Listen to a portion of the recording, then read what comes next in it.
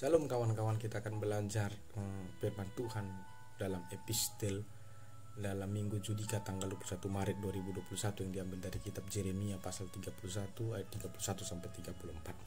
Saya akan bacakan untuk saudara-saudara. Sesungguhnya akan datang waktunya, demikian firman Tuhan, aku akan mengadakan perjanjian baru dengan kaum Israel dan kaum Yehuda. Bukan seperti perjanjian yang telah kuadakan dengan nenek moyang mereka pada waktu aku memegang tangan mereka untuk membawa mereka keluar dari tanah Mesir. Perjanjianku itu telah mereka ingkari, meskipun aku menjadi Tuhan yang berkuasa atas mereka, demikian firman Tuhan. Tetapi beginilah perjanjian yang akan kuadakan dengan kaum Israel sesudah waktu itu. Demikianlah firman Tuhan, aku akan menaruh Tauratku di dalam batin mereka dan menuliskannya dalam hati mereka. Aku akan menjadi Allah mereka dan mereka akan menjadi umatku. Dan tidak usah lagi orang mengajar sesamanya atau mengajar saudaranya dengan mengatakan, kenallah Tuhan, sebab mereka semua besar kecil akan mengenal aku. Demikianlah firman Tuhan, sebab aku akan mengampuni kesalahan mereka dan tidak lagi mengingat-ingat dosa mereka. Saudara-saudara yang saya kasih dalam Kristus Yesus, dalam epistel ini tanggal 1 Maret 2021 dalam minggu Judika ini, kita mendengar satu janji Tuhan mengenai perjanjian baru, Testament of New atau New Testament. Bagaimana Allah menjanjikan bahkan ada pemulihan perjanjian, karena perjanjian yang pertama itu telah dikotori oleh nenek moyang Israel. Nah, sekaligus ini menjadi satu perbandingan menurut Alkitab bagaimana manusia memperlakukan perjanjian Allah pada masa dulu dan bagaimana perjanjian Allah itu diperlakukan ketika sudah digenapi, yaitu di dalam Yesus Kristus Tuhan dan Juru Selamat kita.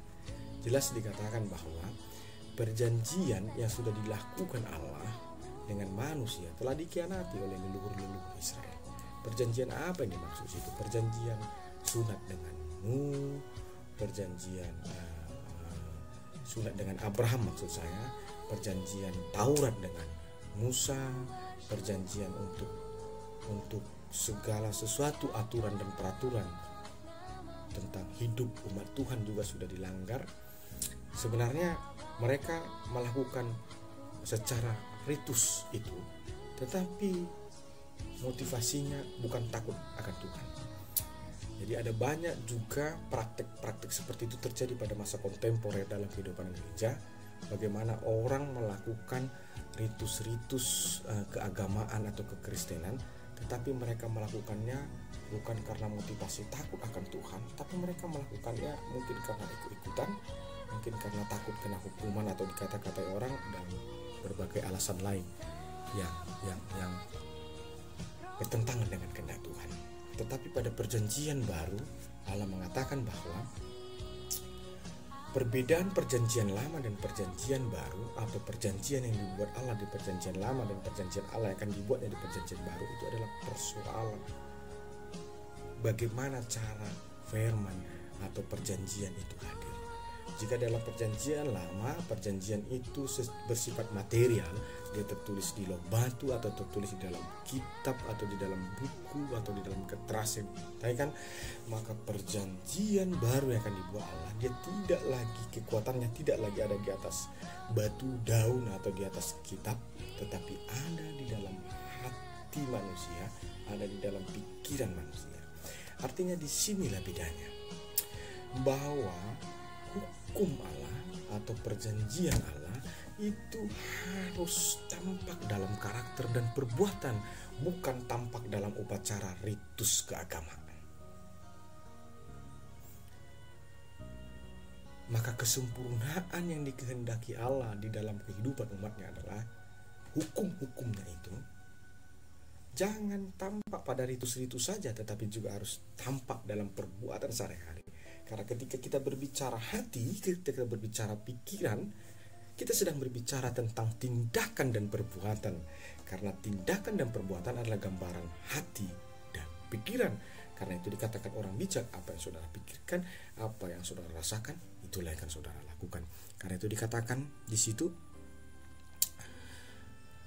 Ayat 32, tetapi beginilah perjanjian akan kuadakan dengan kaum Israel pada waktu itu, firman Tuhan, aku akan menaruh Tauratku dalam batin mereka dan menulis dalam hati mereka.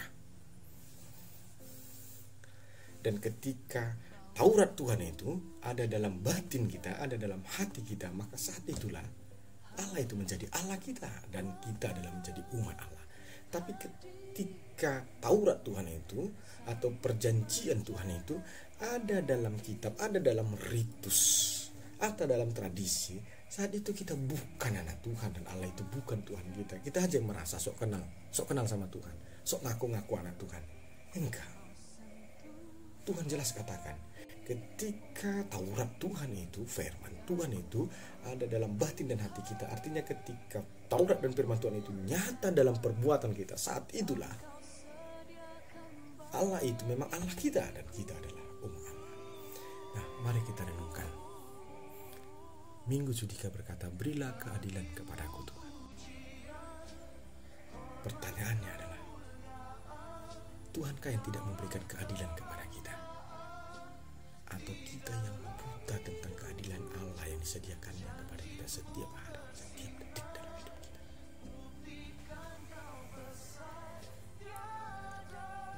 Keadilan Allah itu yang disediakan Allah tiap hari untuk saudara, itu akan saudara mengerti dan akan saudara lihat dan akan saudara sadari ketika hukum-hukum Tuhan itu